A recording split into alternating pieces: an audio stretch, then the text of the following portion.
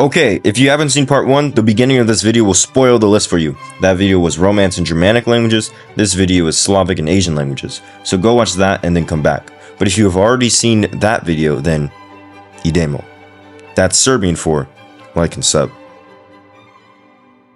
Okay, we're going to go on to the next set, which is the Slavic languages. And we're going to start with Russian. Yeah, I wouldn't say you're enlightened because, like, of course, with Russian, it's the most popular Slavic language that you could ever study. But of course, you're not basic either, because Russian takes a lot of time, dedication, and willpower and balls to even start learning to like a serious manner. Because a lot of people get freaked out by the goofy Cyrillic alphabet. But once you realize that it's actually pretty easy, the true hard part is the cases, and also that sometimes Russians say things differently just because words are stressed and they're not really marked. It's just something that you have to learn over time. So yeah, if you speak Russian and, you know, plan to speak with people from, you know, a Russian-speaking country, or talk to maybe refugees, or go on CSGO, I mean, yeah, you're pretty cool. Okay, the next Slavic language that we are going to talk about is Ukrainian. I would say that if you're learning Ukrainian, I think that's a pretty like bold move, especially because there are a lack of resources for Ukrainian. So if you're able to like actually learn to a good level, considering the amount of resources that exist, then I think that's like crazy. And I also do think that in some ways Ukrainian is harder than Russian, or at least it could be hard for someone who speaks Slavic language with the Cyrillic alphabet, because the way that they do use their alphabet letters is a little different because it matches the way that they speak, obviously, and some grammar things can be a little more difficult. So if you're learning the language and actually have the will to do so, I think that's really amazing, and you are enlightened. And no, this is not a political matter. I'm just saying that, like, obviously, like, Ukrainian is harder, and to be able to learn it is much harder. And I have this, so it's not a political thing. I have the same exact reasoning for the next Slavic language, Czech. If you're learning Czech, you are already qualified to be in the enlightened tier because Prague is lit. But also, Czech is just a pretty cool language, pretty hard, but it's written in the Latin alphabet, so it is a little easier for, you know, monolingual Americans and just people in Europe to get. But also, again, because of the lack of resources, it can be hard to get a grasp of, you know, the pronunciation and all the grammar cases. But if you're able to master this language, or even get to a half decent level and talk to people in Prague, then yes, you have made it. You have made it. So you are obviously enlightened. And then lastly, with the Slavic languages, we have to talk about Polish. I think if you're learning Polish, you will literally become one with the bees and beavers. No, that is not a sexual innuendo. You will literally sound like a bee and a beaver, because Polish looks freaking crazy. And then you are told that it's actually easy to read and write, and it is, but you kind of just have to rewire your brain. But it's not even that. You also have to understand what all the words mean and understand all the grammar while looking at this and thinking that you're going insane. It's just a really hard but very fun and rewarding language, and it's very goofy to speak at rapid speed. So obviously, if you're learning Polish and you're able to do so well, I think you are enlightened. The next Slavic language that I'm going to talk about is Serbian, or if you would prefer, Serbo-Croatian, but I'm not going to get into that. Kind of, because what I will say is that for all the 9 of you who are studying Serbian and think that you are lit, I know you're thinking. You probably grew up either speaking a language that is Slavic, or you already learned a Slavic language, or you want to be a polyglot as fast as possible. Because I know what you're gonna do. You're gonna freaking learn Serbian, then say that you speak Croatian, then say you speak Bosnian, and say that you speak Montenegrin, and say that you speak some goofy dialect that only 10 people speak, and then say that you speak 6 languages. And you're gonna go viral on YouTube and get ad revenue. So no, it's basic. I got you. But no, in all seriousness, I will probably one day like to actually learn Serbian after I've learned some other Slavic languages, because I do think it's actually really interesting. Okay, now after this, there isn't really like another like major like language family that I'll like tackle.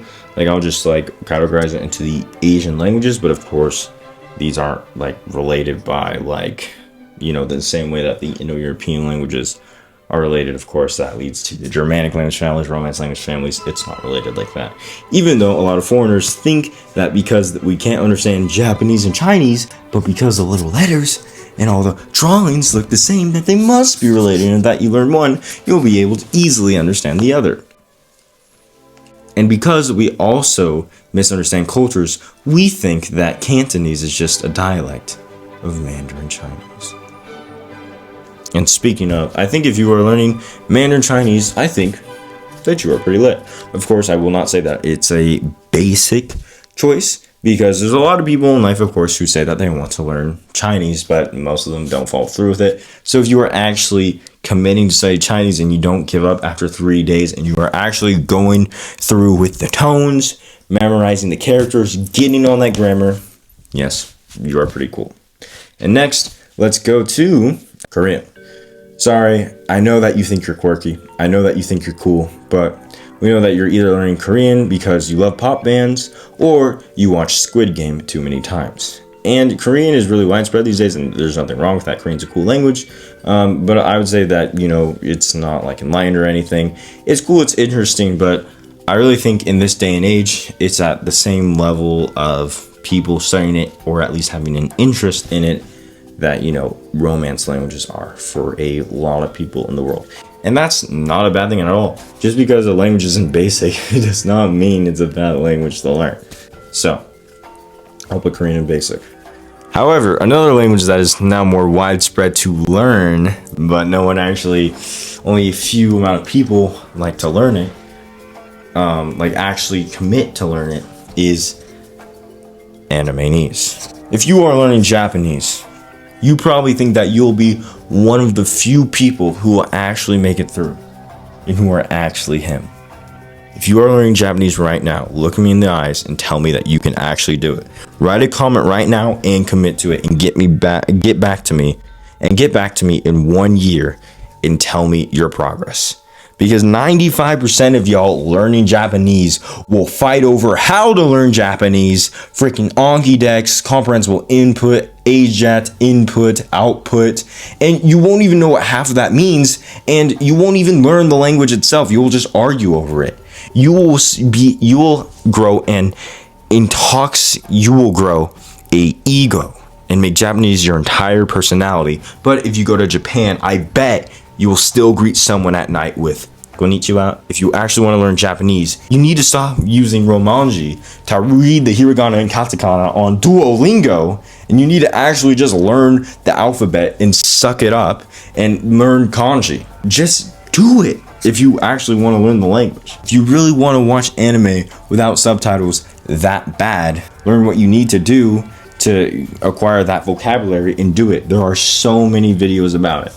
So the reason that I obviously have to put it in cringe is because most people who are learning this language are learning it for the wrong reasons. And yes, even though I think if you want to learn Japanese to watch animes without subtitles, 95% chance it's not going to happen, because that's not a long-term goal. Even though that's why a lot of people are learning it. So that's why I put it in cringe, because it's not a good reason to learn the language. It is pretty cringe when from a year from now you are still on section 1 of Duolingo and you can't recite a single hiragana letter from memory when you see it without any Romanji character. Woo. And I love Japanese, like, bro, I love the language. Hello. And I will study it to fluency, but I think you just need to get your priorities right, get your goals right. And that's why subscribe to the channel and figure out how to do so. The next language that I will be talking about is Cantonese. If you are learning Cantonese, you don't care about anything in the greatest way possible. You don't care about shocking natives. You don't care about that polyglot number. You truly care just about culture, about really wanting to take on a challenge and really wanting to put yourself out there and express yourself in a way that is new and fascinating, despite the lack of resources that there are for Cantonese. Well, more so I should say the lack of good resources. And if you are learning it, it probably comes from a deep place of passion, culture, or you already know Mandarin and you just think that Cantonese is a dialect so you can learn it in one day, and the characters are kind of similar, but then you realize that it's actually pretty difficult. So if you are learning Cantonese, then you are officially him. Hindi. I think that if you're learning Hindi to communicate with people and talk with people, then yeah, that's a great choice and a good choice at best.